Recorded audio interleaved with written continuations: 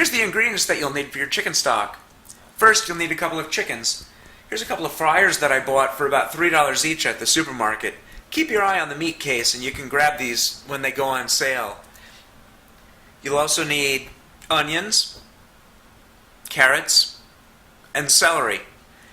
Figure on about twice the amount of onions to the mixture of carrots and celery. You'll also need black pepper and thyme. This was all the fresh thyme I had. You can also use dried thyme. I'll put some of that in as well. Don't forget to put a couple of bay leaves in the pot. That'll give you a nice taste. And last but not least, water. Make sure you use a good quality water. This water is going to boil down and reduce by about half and concentrate the flavor of anything that's in this water when you start. So you're going to want to make sure that you use a nice neutral source of water.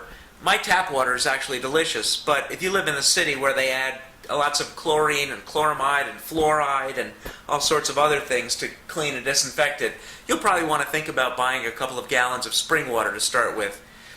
I'm going to use 2 gallons of fresh tap water. I'm going to start cold.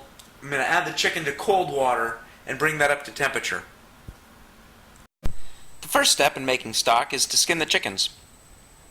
Use a sharp knife and take off as much fat and skin from the chickens as you can. The reason for doing this is that the fat doesn't add a very good flavor to the stock and it tends to emulsify in the hot water, so it's going to cause your stock to become cloudy and even give it somewhat of a cloudy taste. So take off what you can, use a little patience, and then what you're going to want to do is cut the bird up into a couple of pieces so it fits in your pots better and so that the water can really penetrate into the bird and get all the flavor out of the bones.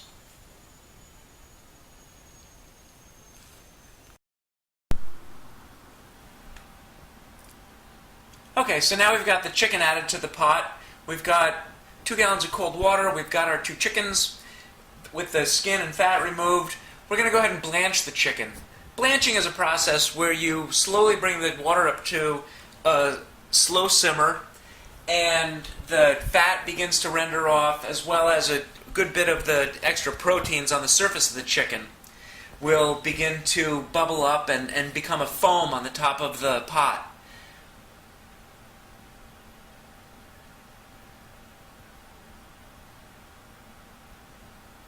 This foam is referred to as spume and it needs to be ladled off. To remove it, just take your ladle and push it into the stock pot just below the surface of the stock and slowly allow that spume and the fat to collect in your ladle and pour it off on a separate bowl. Here's a quick tip. After about an hour, I like to pull the chicken breasts out of the pot.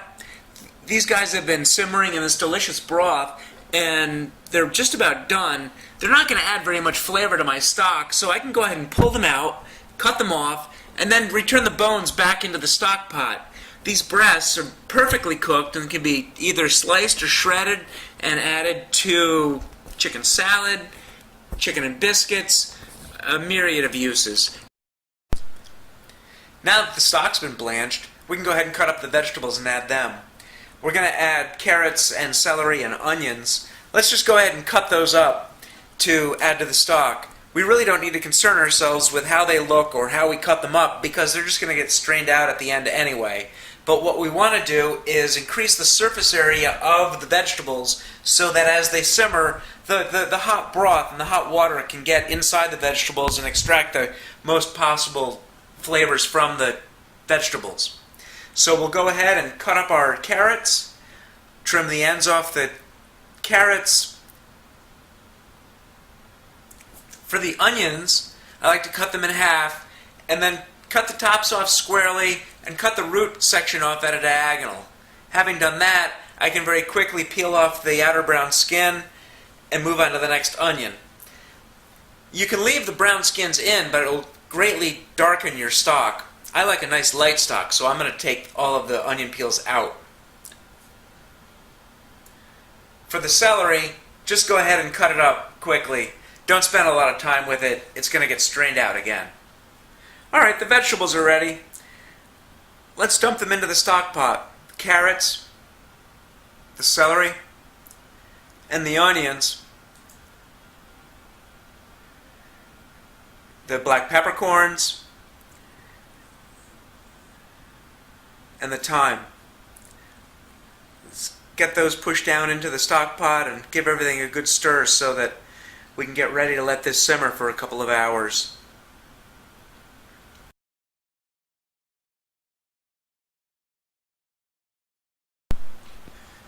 Okay, we've been simmering for about an hour now. This is looking good. We've got a nice slow simmer, bubbles just barely breaking the surface of the water, just enough bubble action in the pot to circulate the stock through the vegetables and the chicken.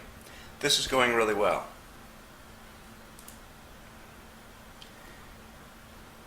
Alright, it's been about another hour and we can see that the water level's starting to reduce. That's good. That's concentrating our flavors, concentrating the amount of stock that we have. We don't want to end up with 2 gallons of this stuff. We really are better off with a lesser amount. Okay, looks like we're about done. The stock volume's reduced by about half. You can see that this is really cooked down quite a bit. The chicken is completely disintegrated, nothing but just strands of chicken. And we've reduced our volume by about a half. So we'll go ahead and strain this out and get ready to put this away. For my straining setup, I use a Lexan bucket and a china hat or a French chinoise. If you don't have a Lexan bucket and a chinoise, you can, of course, you can just use another pot and a colander or something like that. Line the colander with a tea towel to get an extra fine strain. The chinoise is nice because it is a very fine strainer, but you can accomplish the same effect with a tea towel and a colander. Once you've got your stock strained, you're going to want to chill it immediately. You want to get this cooled off as quickly as you can. It's about 10 degrees outside on the back deck, so I'm going to put mine outside. I'll even add a couple of water bottles that I've frozen to make sure that I chill this down as quickly as possible. Okay, last step. Here it's the next morning and we're going to go ahead and do our final skim. Just ladle off the remaining little bit of chicken fat that's come to the surface while it was chilling last night. And as you can see in the video, this stock looks great. We've got lots of gelatin extracted from the bones. That gelatin gives us a delicious flavor that you don't normally find in commercial chicken stocks. I'm going to go ahead and get the fat out of this, and then I can go ahead and pour this into ice cube trays and pop it into the freezer so I've got chicken stock whenever I need it. Thanks for watching.